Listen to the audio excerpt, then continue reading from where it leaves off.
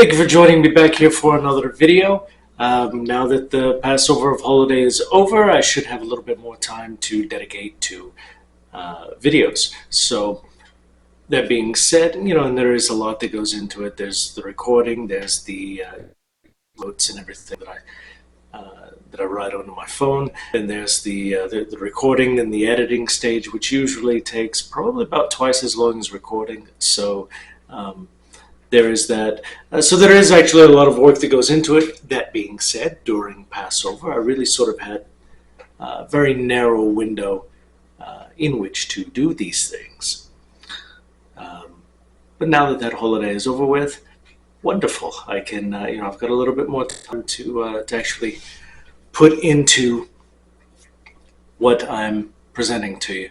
That being said, I should be able to go back to having 2 videos a week, probably. Pretty firm, pretty solid, probably. Very likely miss a day or two, or a week or two, I guess. But I should be able to consistently have about 2 videos every week coming out. That being said, there are 2 things that I just wanted to bring up before I get into the topic of today's video, and that is series is plural of series, whatever that. I think it's actually series. I think it's like deer or fish. It's just sort of a plural in and of itself. But or moose, that's a fun one. Completely lost my train of thought with moose. Oh yeah, so I have 2 ideas for series is plural of series that I'm going to be putting out over the next while. First series is going to be relatively short, and that's what we're going to be doing today. That series is going to be over the 13 principles of Jewish faith. Judaism doesn't really have a codified belief system. We don't really have a, we're not like other religions that have a set creed, where you say, the creed however many times a day or during the services you do it, unless you would consider the Shema our creed, but that's a little bit of a stretch. However, we do have principles of faith, that is, things that every observant Jew believes. There are 13 of them that were enumerated by the Rambam, and so I'm going to break it up. I'm not going to do it all in one video, although I probably could, but I want to keep these relatively short because there's quite a bit to digest, to think about outside on your own. When it comes to the principles of faith, that being said, after the principles of faith, I wanted to, or at least the principles of the Jewish faith, I wanted to get into the book of Genesis, take it chapter by chapter, and just sort of expound on it according to my understanding, obviously. But some of you are going to find it interesting. The differences between a Jewish interpretation and the Christian interpretation, or a Christian interpretation, I guess is probably the better way to say it. Given that Christianity has a little bit of a diversity of beliefs, Judaism, on the other hand, has pretty wild diversity of beliefs. Within the same 13 principles, we all believe that, but we all take it a little bit differently. We all, so there's an old joke, I guess you could call it, that says, where there's 2 Jews, there are 3 opinions. It's true. And there are some things, in all honesty, that even I'm just sort of like, well, I want to say this, but I also feel this way about it. 2 opinions just from me. So that being said, the book of Genesis is something like 49 chapters long. It is long. However, not every chapter is going to be covered in its entirety in a video because, again, it's fairly long. So we may very well take a full year to go through the book of Genesis. Might take longer, might take less. I don't know. It just really kind of depends on what sort of momentum we can make. In the meantime, or rather, not the meantime, but when on the second video of the week, I guess I should say, during all this time, we're going to be covering less lengthy topics. So that being said, I am done giving a sort of preamble. Let's jump into the 13 principles of faith. So, get my notes to the right spot they should be. So the question came across, and that's actually what inspired this short series. It's probably going to be 3 videos long, and it will be covering the 13 principles of faith. I plan to cover 5 today, 5 next week, and then the remaining 3 the week after that. What prompted all of this is somebody actually sent me a question on Facebook that said, since Jews don't believe in Jesus, what exactly do Jews believe? It's a good question, and it's a hard question because, as I stated earlier, 2 Jews, 3 opinions. But it is an interesting question because it highlights something that I've been saying all along. And several other content creators on YouTube that I'm aware of have also mentioned before, and that is that Christianity is Jesus worship. It's not really it's really not anything more than that. I was going to say it's not a religion, but it is a religion. It's not a religion. If you think of Judaism as a religion, then Christianity is not the same kind of religion whatsoever. And I mean that with all due respect to both religions. Judaism just doesn't codify our beliefs. Why? Because, frankly, we don't have to. It's our ancestral God. It's our ancestral faith. And we have a bunch of different traditions that are a part of it. Christianity, not so much. In 325 CE, they had to codify exactly what it meant to be a Christian. That was at the Council of Nicaea. It was called together by the Emperor Constantine of Rome, who had just become a Christian. But what kind of Christian? Well, it just so happens that the type of Christian he became was the type of Christian that was actually hostile to the earlier Jewish Christianity, let's call it, the Jewish followers of Jesus. And this is evident in his letter to the Council of Nicaea about Easter, the date for Easter. He was, I don't know that I'd go so far as to say that he was an anti-Semite, but he certainly wanted nothing to do with the Jews, which is exactly why, and I can't even make this up, that's how obvious it is in this letter. He said very openly, we should have nothing in common with the Jews. Ironically, he didn't once consider that if you have nothing in common with the Jews, then you also don't have a Jewish Messiah, which means that Christianity,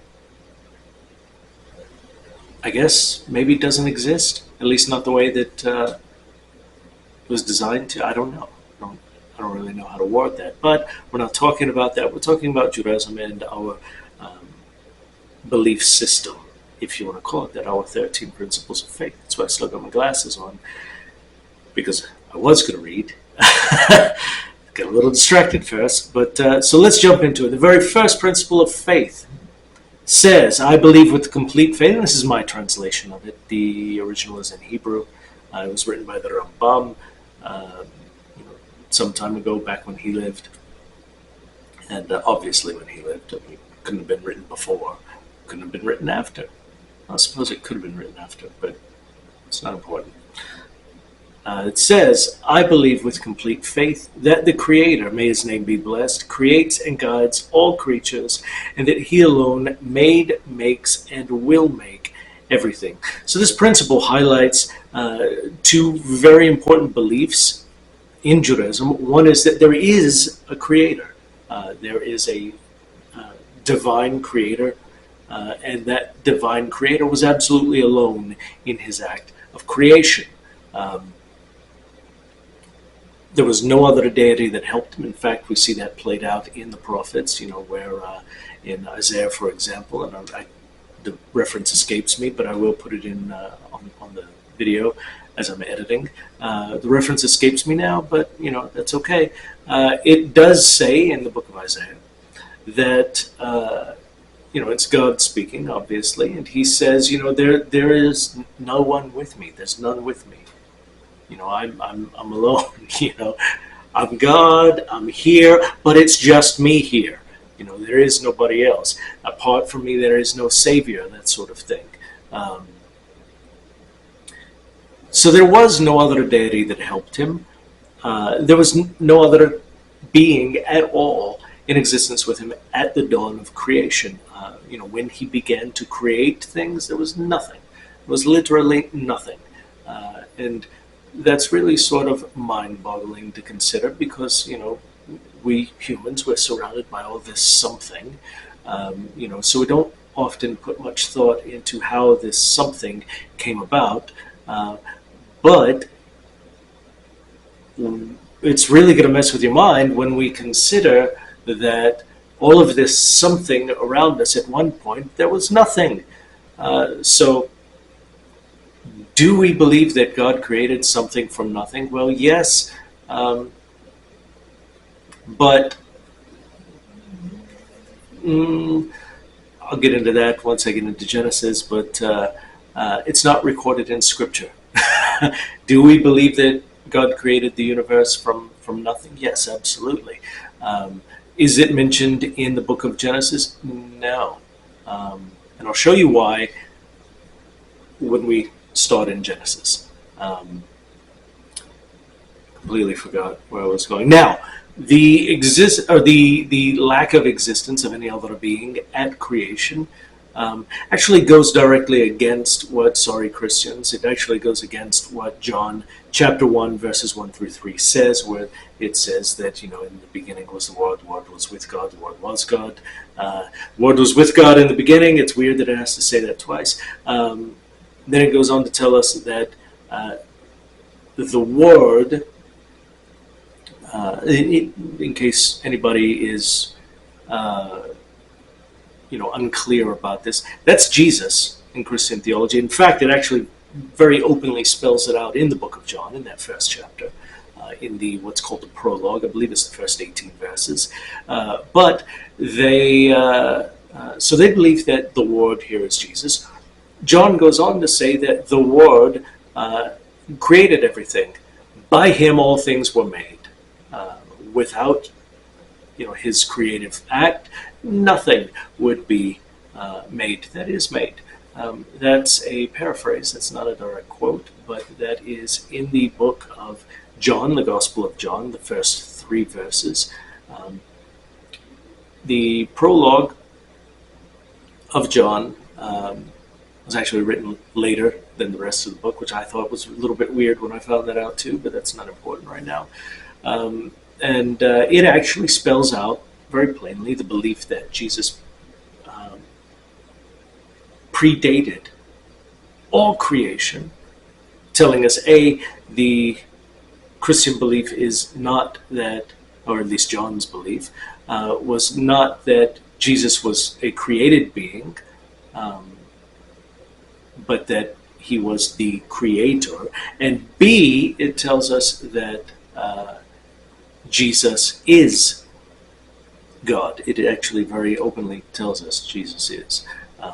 In the Gospel of John, obviously, this particular principle of the Jewish faith, that there was only God, there was no other deity with Him, there was no anything else with Him at all.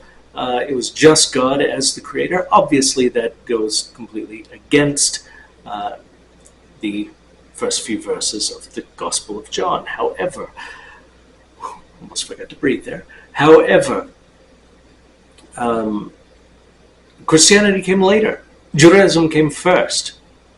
So, on the one hand, I don't want to say who you're going to believe, the guy who was here first or the guy who showed up late. But on the other hand, you know, it's our book, the book of Genesis, where it talks about God alone creating. That's our book. We wrote it. Of course, we know what it says. um, Christians sort of came along later and reinterpreted it. Let me rephrase that. The community that produced the Gospel of John showed up later and reinterpreted and repurposed the first creation story. Now, technically, going back to the principles of faith, technically God is not a he. Technically, God is not a she. God transcends gender. He is completely and totally outside of every sort of creation. We use masculine pronouns for him, and this isn't, one of those new age, they, them type things. This is, the real personal pronouns. We use masculine pronouns. And the reason for that is because the very first reference to God in the Torah is the word Elohim. It happens to be masculine, and it translates to, we translate it as God, but it translates literally to something a little bit closer to the power over all other powers, or the power of all powers, or, like the strongest of the strong, or, it's really sort of hard to translate. The word El means strong, it means power, but it also refers to God, because he is both strong and a power. He is a strong power, if you will. The second principle, moving right along before I embarrass myself further, the second principle of faith says, I believe with complete faith that the Creator, may his name be blessed, is unique, and there is no uniqueness like his in any way. He alone is our God. He was, he is, and he will always be. So not only is God the creator and source of everything, he is completely and totally unique in the universe. As I stated earlier, he is outside of creation. He's not a created being, that we're aware of anyway. We don't believe that he was a created being. He has simply always existed, as it very plainly says that he was, he is, and he always will be. There's really not much else that I could say about that. God, unlike humans, cannot be broken down into the different components, that compose him. So, for example, humans, you could break us down, into our cells, the different molecules, the different types of atoms, and you go even smaller than the atoms down to, I don't know, what's it called, quarks and whatnot, and which, according to physics, I'm told, everything, at the smallest level of matter, it doesn't follow the laws of physics anymore. So that's kind of cool, but kind of terrifying at the same time, because, like, why? But humans can be broken down into that. We can be broken down into our body parts, arms, legs, hands. We can be broken down into these smaller components of ourselves. God can't. God simply is. He is a singular unified being. There is no collection of components that compose God. He simply is. Now, that really does sort of go against the religious beliefs of religious traditions out there that have trinities or dualities. So like Hinduism, Christianity, Zoroastrianism, religions like this that have sort of these complex theological constructs where you have one God, but really it's three, or really it's two, but really it's one. Because 1 + 1 + 1 equals one, apparently in some religious traditions, and Christianity is not alone in that, because there's also Hinduism, there's also Jainism. There are other religions that do have. The ancient Egyptian religion, for example, had a trinity. There was a trinity in the Roman religious tradition. There was a trinity in the Greek, not Christian, the Greek tradition. In all honesty, the Romans might have actually gotten it from the Greeks. I don't know. They stole basically everything else from the Greeks, so why not? The God of Israel, though, he can't be broken down into these various different components. He can't, he's not a trinity. He is not a duality. He simply is a singular being who has always existed from eternity past and will always exist until eternity future. And he currently, I don't know if you gathered this from what I've been saying so far, but he currently also exists eternally present, I guess. So in some of these science fiction / action adventure type movies, fantasy movies, I'm not going to name names, but there are different timelines and different dimensions, different realities, that sort of thing. If that is actually how God created the universe, how everything sort of exists, that there are these multiple different realities out there in perhaps some other dimension, some other timeline, guess what? God is present in those as well. From eternity past to present to eternity future. So that's really sort of cool. Now let's jump back into the principles of faith. So the third principle of faith says, I believe with complete faith that the Creator, may his name be blessed, is not physical, and physical phenomena don't affect him, and there is nothing comparable to him in any way. Okay, so I'm just going to get this out of the way right off the bat. This goes completely against the Christian doctrine of the incarnation. The Christians didn't consult us, so they sort of had to do their own thing. That being said, God has no physicality. He has no body. He hasn't got a body.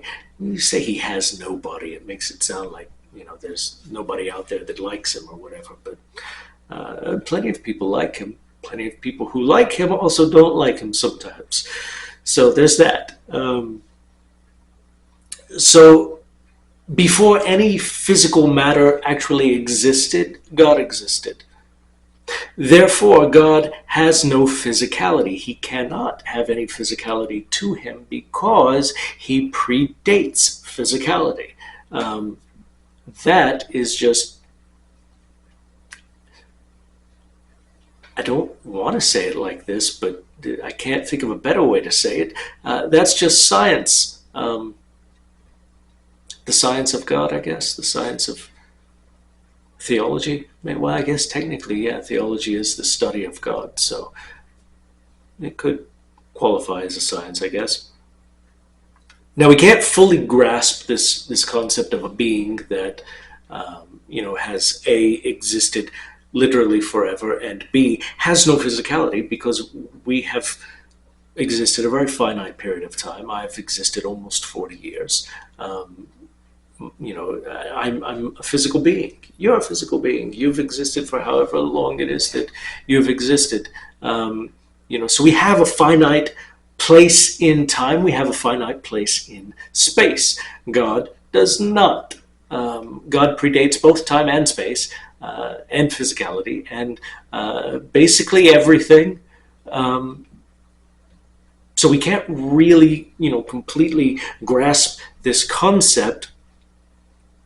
We can't grasp the concept of a being who is beyond all of this, who does not fit into the constraints of a physical body. Perhaps this is actually why so many religions conceive of their gods not as being sort of the eternal, I don't even have a word for it. Non-corporeal being. That Jews do, but perhaps this is why they conceive of their gods as being physical. Being flesh and blood. There are religions out there where their gods die. Guess what? That problem never affected the God of Israel. Ragnarok is probably the best example where gods die. The twilight of the gods, they call it. It's the end of the gods. It's the end of an age where everything really just sort of falls down on the gods, and their chief gods die in the Battle of Ragnarok. You go to other religions, and they have gods who die. Ancient Egypt, how do you call it? Hinduism, other Christianity, even. All these other religions out there, their gods can die. Why? Because they are affected by physical phenomenon. We don't have that. The God of Israel is not physical. He has no physical nothing to him. Therefore, he's completely and totally unaffected by physical phenomena. Yes, the Tanakh, it is true that the Tanakh does describe him in physical terms. It'll say, Hashem's eyes. It'll say the hand of God. It'll say, just various different things like that. But these are all metaphors that are being used to communicate a non-corporeal being to the very corporeal worshippers. It communicates idea more than literal, hands, feet, eyes, mouth, or things like that. And that really must have seemed really sort of strange in the ancient world. Jews sitting around with their pagan neighbors, talking about their gods, and the Jews are just like, no, man, mine doesn't have a body at all. No, he can't die. He can't, he just simply is. It must have seemed so strange to them. It's just, I can't imagine what it must have been like for them to just be like, I don't understand. What do you mean? Now, I'm going to let you in on a little secret. I don't like to share very many secrets on here because they're secrets. Okay, that's not actually why. It's also because some of what I believe, some of what I teach, really is not necessarily in line with what most Jews, let's say, would like to accept, and you'll see that in the Genesis series. But I'll let you in on a little secret here. Everyone's got this image of God in their minds, right? We've all got this. Think about. I think the most common representation in everyone's mind is like an old guy, long white beard. Everyone's got this image of God in their minds. We all do. Let's be honest about it. We all have this idea of what God is, of what He is not, and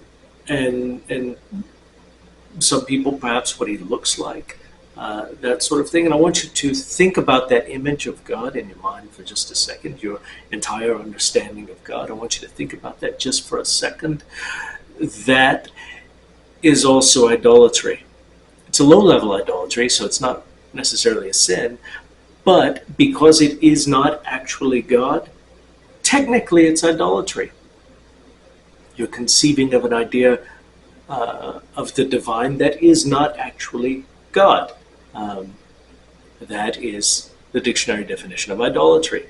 Now, halachically, no, it's probably not going to be an issue.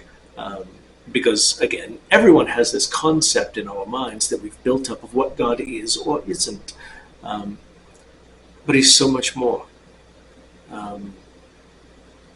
Your concept of God may be correct. I'm not saying that it's wrong. But it's not completely correct. He's so much more. Um, Fourth principle of faith, and I'm just going to wrap these up, says, I believe with complete faith that the Creator, may His name be blessed, is the very first and the very last. Now this should be pretty obvious. I shouldn't really have to expound on it. It simply states that before anything existed, there was God. After anything exists, it will exist, there will be God. Because again, physical phenomena do not affect Him. The end of the universe, if, tomorrow, hopefully it's tomorrow, not today, God decides to end the universe, hopefully He doesn't, but, assuming He does, and we're just, poof, out of existence, there's nothing left in the entire universe, only God will remain. And frankly, I think that, that this particular principle can also be used to back up sort of the concept of the expanding and collapsing universe model, where at the beginning of at the Big Bang, there was this massive expansion of the universe, and then eventually it's all going to come snapping back like a rubber band. I think that, you could argue from this point that perhaps that's eventually what will happen, that eventually the universe will end, it'll all collapse back in on itself, and at that point there will only be God. However, there are also other ways to understand that. Again, 2 Jews, 3 opinions. Although it's more realistically like 1 Jew, 16 different opinions, Hashem sustains the universe. He sustains everything. Every second of every day He allows it to exist. If He were to cease doing that, if He were to stop constantly renewing creation, and everything just sort of disappears, God would still remain. We may not, God will. He is the very first, and He is the very last. The 5th principle of faith says, I believe with complete faith that only to the Creator, may His name be blessed, is it proper to pray, and it's improper to pray to any other. I shouldn't have to expound on that one either. God is the object of our prayer. We don't pray to the dead. We don't pray to any sort of intercessor to pray to God on our behalf, like you will see in other religions. We don't have any lesser divinities. Take that back. Angels, I guess you could consider angels sort of a lesser divinity. But they're not, they don't have their own independent will. They don't, what is it? So Christianity, some groups of Christians believe that there was an angel in heaven who rebelled and became the devil. That can't happen, not according to Jewish thought. The Muslims understood that principle, and instead their Iblis, their devil, is not an angel. No, he's a jinn. It's a completely different kind of Middle Eastern supernatural being. So, yeah, there's that. That being said, I am done. I don't think I need to expound anymore on we don't pray to dead people, to saints, to anything but God. God is the only thing that's worth praying to. I don't think I need to expound on that anymore. So I think I'm done with this video. I think I wrapped it up rather nicely. That being said, if you enjoyed this video, hit that like button. If you haven't yet, subscribe, turn the notifications for this channel on so that you get to see my pretty face every time I put out something else like this. Find me on Facebook. Just search for an unorthodox Jew. Go ahead and hit that, I don't know if it's the like or the follow button, whichever one, like/follow. And yeah, that's all I got really. Oh yeah, if you enjoyed this video, by all means, sharing is caring. Feel free to share this on the social media platform of your choice. Share it with your friends. Text them just this random video with no context provided, just to see what they say.